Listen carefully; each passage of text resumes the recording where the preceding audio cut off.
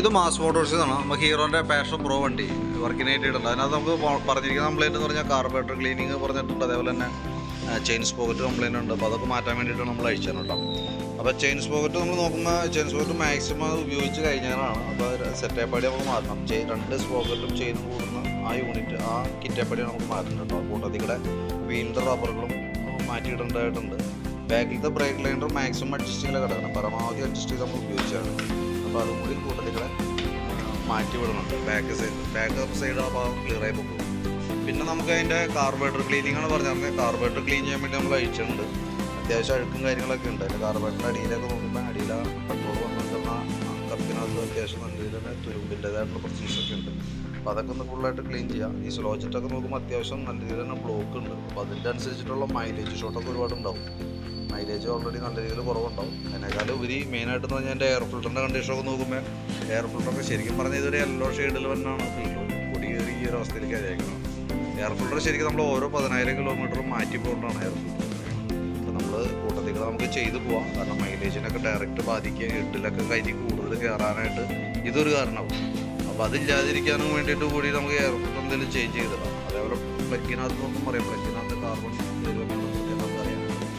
എന്നാൽ തീരെ വലിയ ശോകാവസ്ഥയിലേക്ക് ആയിട്ടില്ല. അപ്പോൾ നമുക്ക് എയർ ഫിൽറ്റർ എന്തെങ്കിലും മാറ്റിയിടാം. വലിയ കണ്ടീഷൻ വലിയ കുഴപ്പമില്ലാത്ത പ്ലക്കാണ്. ക്ലീൻ ചെയ്തിട്ടൊന്ന് സെറ്റ് ചെയ്ത് നോക്കാം. അല്ലെങ്കിൽ നമുക്ക് ക്ലിയറായിട്ട് ഫയറിങ്ങിന് വേറെ കാര്യങ്ങൾ കാണിക്കുകയാണെങ്കിൽ നമുക്ക് ചേഞ്ച് ചെയ്ത് നോക്കാം. അപ്പോൾ അത്രയും ഭാഗം കറക്റ്റായിട്ട് പോകും. അപ്പോൾ കാർബറേറ്റർ നമുക്ക് ക്ലീനർ ഉപയോഗിച്ച് വേണം ക്ലീൻ ചെയ്യാനായിട്ട്. കാരണം എന്ന് വെച്ചാൽ എന്നാലാണ് അതിൻ്റെ ഉള്ളിൽ ആ ഹോളിൻ്റെ ഉള്ളിലൊക്കെ വന്നേക്കണം. ആ ചെറിയ നോസിൽ ആ ചെറിയ ഹോളുകളുണ്ട്. അതിൻ്റെ ഉള്ളിൽ കൂടെ നോസിൽ വെച്ച് കയറി കറക്റ്റായിട്ട് അടിച്ച് കഴിഞ്ഞാൽ കാർബറേറ്റർ ക്ലീനർ വെച്ച് അതിൻ്റെ ഉള്ളിലുള്ള അഴുക്കുകൾ പോകുന്നുള്ളൂ. അപ്പോൾ മാക്സിമം നമുക്കത് നല്ല ക്വാളിറ്റിയിൽ ചെയ്ത് കിട്ടും. പിന്നെ നമുക്ക് അതിൻ്റെ ഫ്രണ്ട് ഭാഗത്ത് കോൺസെപ്റ്റിൻ്റെ ഭാഗത്ത് നിന്ന് അടിയിടേഴ്സ് പറഞ്ഞാൽ ഓടിച്ച് നോക്കുമ്പോൾ വലിയൊരു പ്രശ്നമായിട്ട് തോന്നുന്നില്ല. ഈ കവറൊക്കെ പൊട്ടി കിടക്കുന്നതിൻ്റെ ഷേക്കും കാര്യങ്ങളൊക്കെ അടി നല്ല രീതിയിൽ കാണിക്കുന്നുണ്ട്. അതാണ് മെയിനായിട്ടുള്ള പ്രശ്നം. പിന്നെ ഇത് നോക്കിയിട്ട് അതിൻ്റെ ഈ സ്പീഡോ മീറ്ററിൻ്റെ കേബിൾ മാറ്റി കഴിഞ്ഞാൽ മീറ്റർ വർക്ക് ആവുമെന്നുണ്ടെങ്കിൽ അതൊന്ന് ജസ്റ്റ് ഒന്ന് ചെക്ക് ചെയ്ത് നോക്കാം. കേബിൾ മാറ്റിയിട്ട് കഴിഞ്ഞാൽ മീറ്റർ വർക്ക് ആവും എന്നുണ്ടെങ്കിൽ നമുക്ക് അതൊന്ന് വർക്കിംഗ് ആക്കിയിടാം. കാരണം എന്താ വെച്ചാൽ വണ്ടിയുടെ മെയിൻ്റനൻസ് കാര്യങ്ങളെല്ലാം കിലോമീറ്റർ ബേസ് ചെയ്തിട്ടാണ് വരാം. ഏറ്റവും ഇമ്പോർട്ടൻ്റ് ആയിട്ട് നമ്മൾ നോക്കേണ്ടത് കിലോമീറ്ററിനകത്ത് ഓരോ മെയിൻ്റനൻസുകൾ ചെയ്യാന്നുള്ളതാണ്. എൻജിൻ ഓയിലായാലും ബാക്കിയുള്ള സർവീസ് സംബന്ധമായിട്ടുള്ള വർക്കുകളായാലും എല്ലാം കിലോമീറ്ററിനെ ആശ്രയിച്ചിട്ട് നമ്മൾ ചെയ്യാം. അതല്ലെങ്കിൽ നമ്മൾ ഒന്നോടെ നേരത്തെ ചെയ്യും. അതല്ലെങ്കിൽ ചെയ്യാനായിട്ട് വൈകിപ്പോൾ ചെയ്യാൻ മറന്നു പോകും. അങ്ങനെ കുറേ കേസുകളൊക്കെ ഉണ്ട്.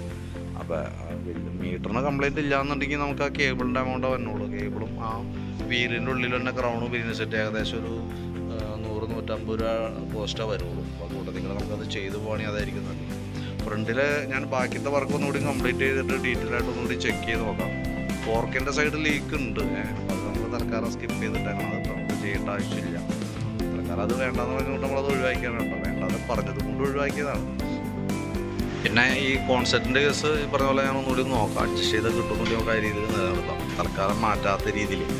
പിന്നെ ഈ വന്ന ഈ പ്ലാസ്റ്റിക്കിൻ്റെ കവർ അവൈലബിൾ ആണ്. കാരണം നമ്മുടെ കയ്യിൽ സ്റ്റോക്കില്ല. ഈ ബാക്കിൽ വന്ന പീസ് അതാണ് മെയിനായിട്ട് പൊട്ടിയേക്കണം കേട്ടോ.